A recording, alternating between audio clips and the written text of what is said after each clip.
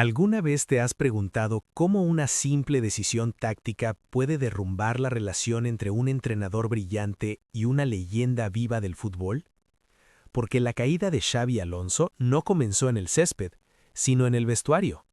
Una tensión silenciosa, una mirada que no encajó, y una conversación privada que terminó convirtiéndose en el origen de una tormenta. Hoy te voy a contar la verdad detrás del conflicto que enfrentó a Alonso con Luka Modric y cómo ese choque inesperado cambió el rumbo de todo.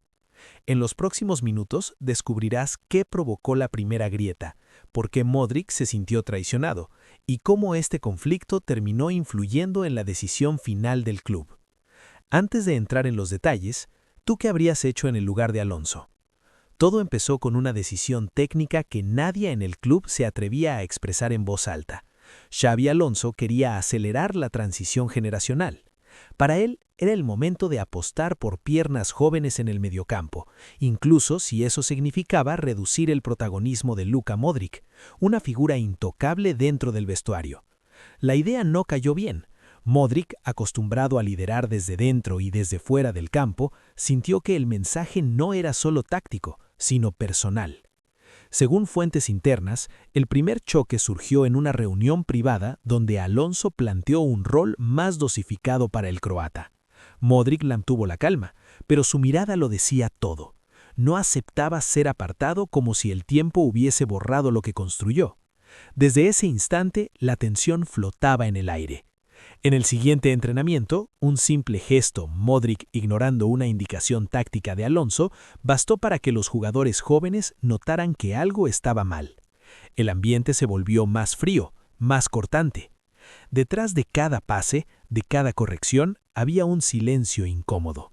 Alonso, firme en su plan de renovar la estructura, comenzó a sentir que una parte del vestuario ya no lo seguía con la misma convicción. Y todo giraba alrededor de Modric, su liderazgo natural, su historia, su peso emocional dentro del equipo.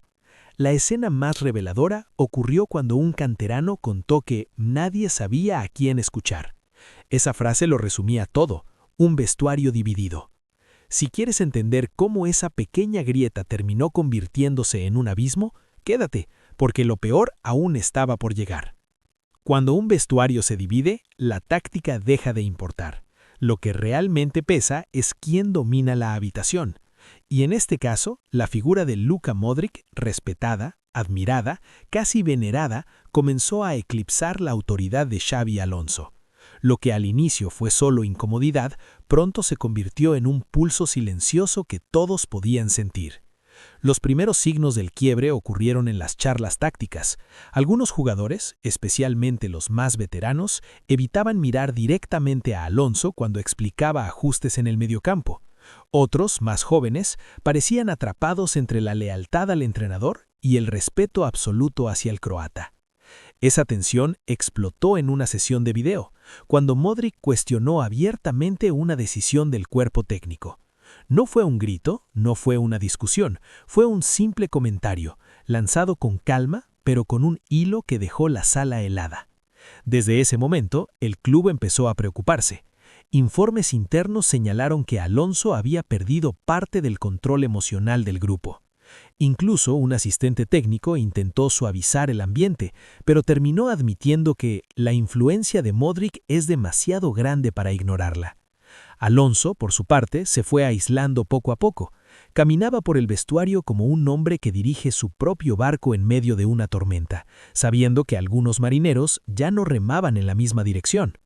Cualquier aficionado podría imaginar la incomodidad de vivir en un vestuario así. Y justo cuando parecía que el conflicto podría frenarse, llegó el punto sin retorno. La Junta no tomó la decisión por una goleada ni por un tropiezo en Champions. La verdad es más profunda. El club vio que el vestuario ya no respondía a Xabi Alonso, y el eje de esa fractura tenía un nombre propio, Luka Modric.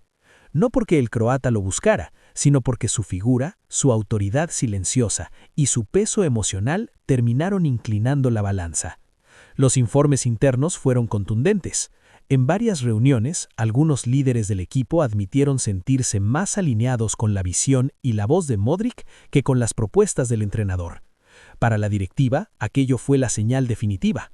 Alonso no había perdido partidos, había perdido el vestuario. Y en un club de élite, eso es una sentencia. La escena decisiva ocurrió tras una junta técnica. A la salida, Modric abrazó a un compañero, en un gesto que, según testigos, se sintió como el final de una guerra. Mientras tanto, Alonso salió del edificio deportivo con el rostro sereno, pero con la mirada de alguien que sabía que ya no tenía vuelta atrás. En el entrenamiento posterior, su banco quedó más silencioso que nunca, casi simbólico, como si el propio campo entendiera que una etapa estaba llegando a su fin. Para la directiva, mantener a Alonso significaba arriesgar la cohesión del grupo. Apostar por Modric era apostar por la identidad emocional del equipo. Decidieron por la estabilidad, y Alonso pagó el precio. Quédate, porque la historia todavía no termina. Lo que viene después puede cambiar el futuro del vestuario. A veces, las historias más duras del fútbol no se deciden en el césped, sino en el corazón humano. Lo que ocurrió entre Xabi Alonso y Luka Modric no es solo un conflicto deportivo, es un recordatorio de que en cada vestuario conviven generaciones, egos, heridas y esperanzas.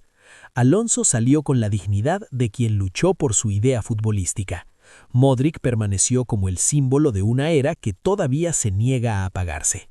Ninguno de los dos ganó realmente, ambos pagaron un precio emocional. Para los aficionados, esta historia deja una enseñanza clara. El poder en un club no siempre está en el banquillo ni en la directiva, sino en la unión o la división del vestuario. Y cuando esa unión se rompe, hasta los talentos más brillantes pueden caer. Modric continúa entrenando con la misma determinación que lo hizo leyenda. Alonso, fiel a su estilo, se marcha sin polémicas, sabiendo que su carrera seguirá ofreciéndole escenarios donde su visión será respetada. Ahora la pregunta es otra. ¿Qué pasará con la estructura interna del club? ¿Quién tomará el liderazgo real del vestuario? Si quieres entender el siguiente capítulo de esta transición silenciosa, no te pierdas nuestro próximo video.